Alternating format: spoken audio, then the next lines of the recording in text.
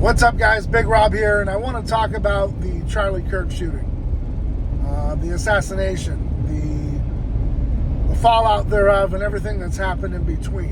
I'm going to do my very best to keep it short, to the point, and as accurate as possible.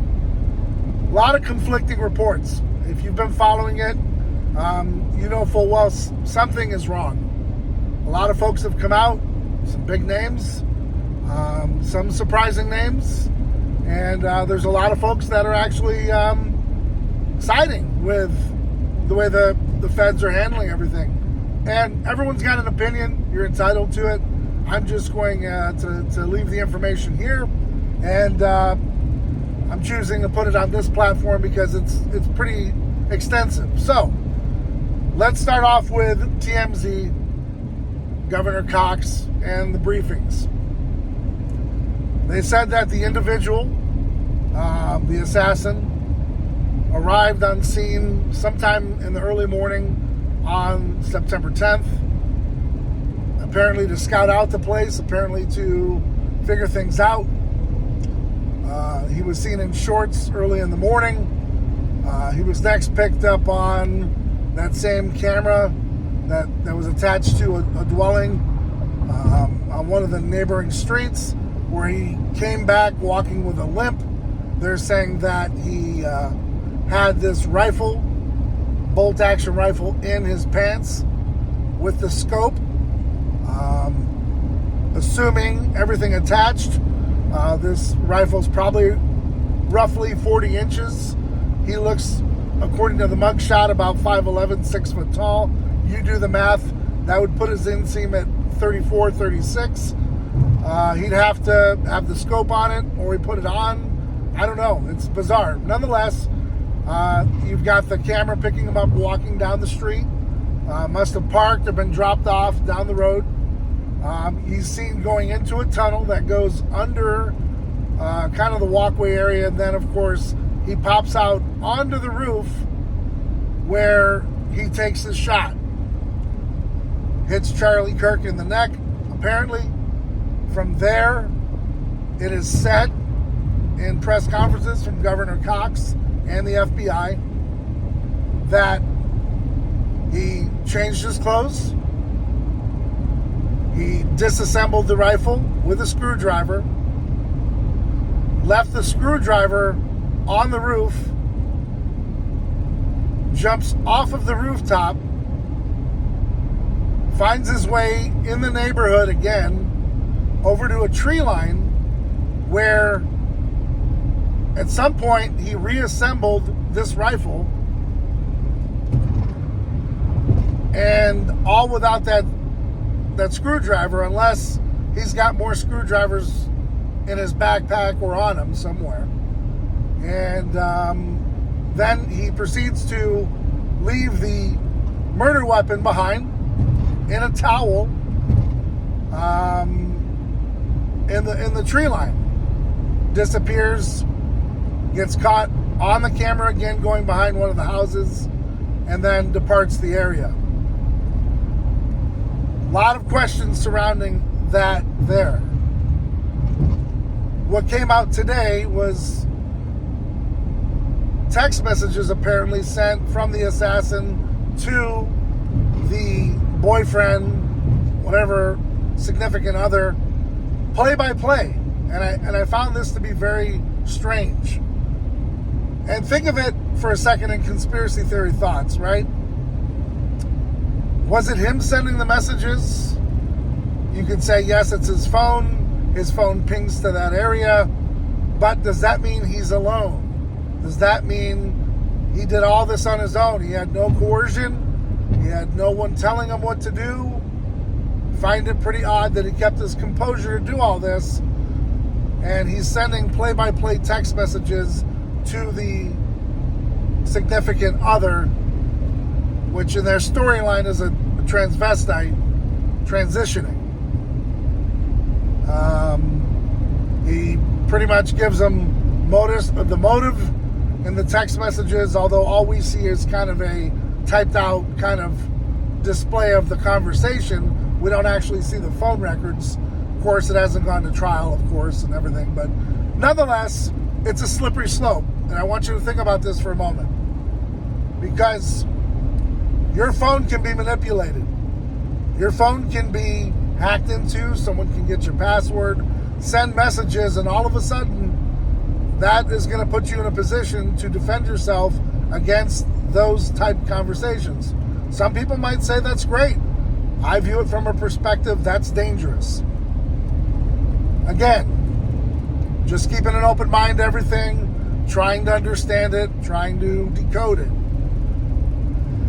In the times on Charlie Kirk's side, in the times leading up to this event, he's out in public, no security, could have gotten got at any single point in time, but they chose this event.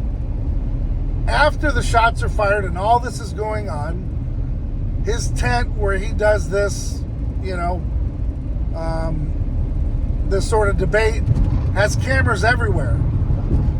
Less than 5 minutes after the shooting, apparently, according to some sources, say that the director of Turning Point was told that he could take the camera down that's behind Charlie, and apparently law enforcement has that camera footage.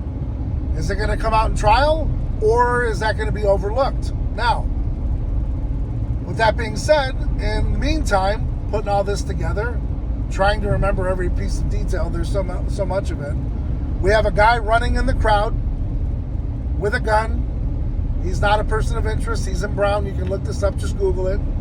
They don't bring him in for questioning. We have another individual who has been on other scenes as a patsy, as a fall guy, as someone who says it's me. He's like a copycat shooter guy. Older gentleman. He was involved in 9/11, if you can believe that. And apparently he confessed to it. Cops take him in. We got our guy. No, that's not the real guy. He said he was just a decoy. Now, all of a sudden, he has some charges put against him that are out there, but nonetheless, he's going to be silenced. There was another person of interest. We don't know who it is.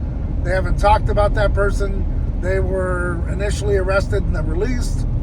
Getting back to the crime scene, which was where Charlie got hit in the past couple of days. We don't know who funded this, if it's the college or if it's the city of where this college is at. But where Charlie was sitting was grass. Contrary to some belief, a lot of people thought it was concrete. No, it was grass. They have since dug up the grass and poured concrete pavers in place of that area. Are they eventually going to erect a monument? I'm not sure. I'm just giving you the insight to basically what I know, right? So there's video on it on TikTok and elsewhere. It's been downloaded and shared everywhere. You can look it up yourself. With that being said, the individual then, I guess, was turned in by his parents, and I guess he had told them some details. However, when he was in custody, he did not confess, according to Governor Cox of Utah, and that he was not cooperating. So there's a lot to digest in all of this. Charlie Kirk, according to Candace Owens, had some beef with donors, some billionaire high rollers that were funding a lot of the behind the scenes at Turning Point. Weren't happy with his stances lately as it pertained to Israel and other entities like Tucker Carlson. According to Candace Owens, Charlie Kirk was offered $150 million to basically destroy Tucker Carlson, at which point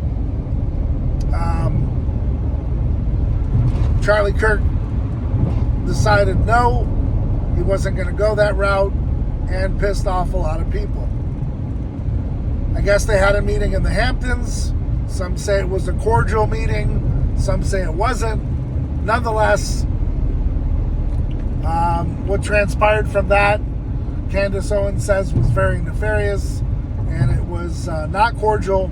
She has the text messages from Charlie, and according to numerous sources, and you can Google this, you can find it on your own, Charlie was afraid for his life.